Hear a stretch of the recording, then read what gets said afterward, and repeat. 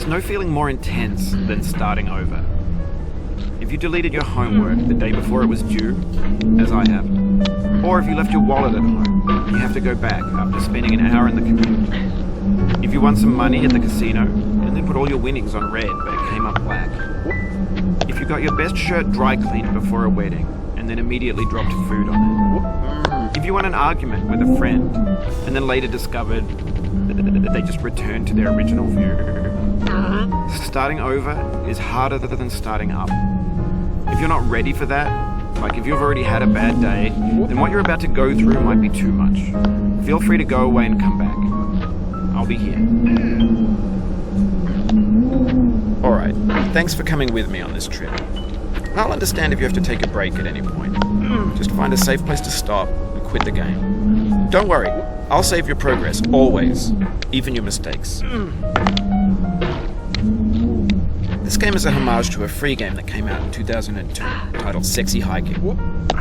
The author of that game was Jazzuo, a mysterious Czech designer who was known at the time as the father of B games. And B games are rough assemblages of found objects.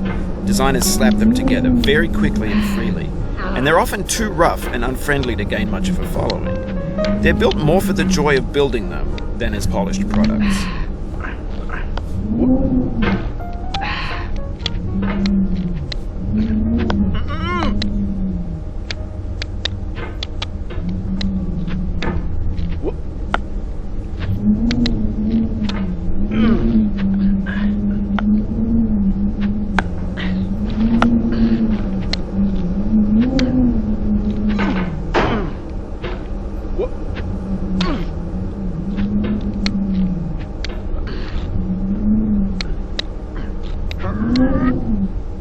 In a certain way, Sexy Hiking is the perfect embodiment of a big game. It's built almost entirely out of found and recycled parts, and it's one of the most unusual and unfriendly games of its time. In it, your task is simply to drag yourself up a mountain with a hammer.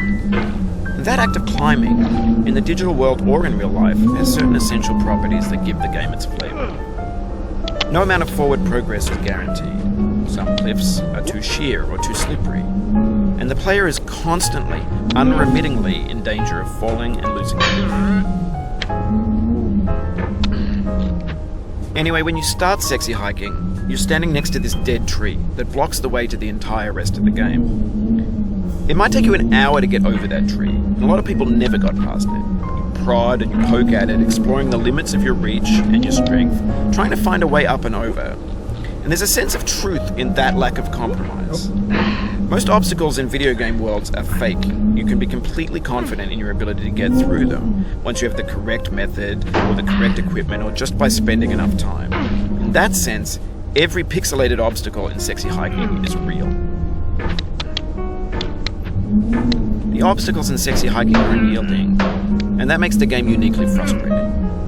But I'm not sure Jazzuo intended to make a frustrating game. The frustration is just essential to the act of climbing, and it's authentic to the process of building a game about climbing. A funny thing happened to me as I was building this mountain. I'd have an idea for a new obstacle, and I'd build it, test it, and it would usually turn out to be unreasonably hard. But I couldn't bring myself to make it easier. It already felt like my inability to get past the new obstacle was my fault as a player rather than as a builder. Imaginary mountains build themselves from our efforts to climb them, and it's our repeated attempts to reach the summit that turns those mountains into something real.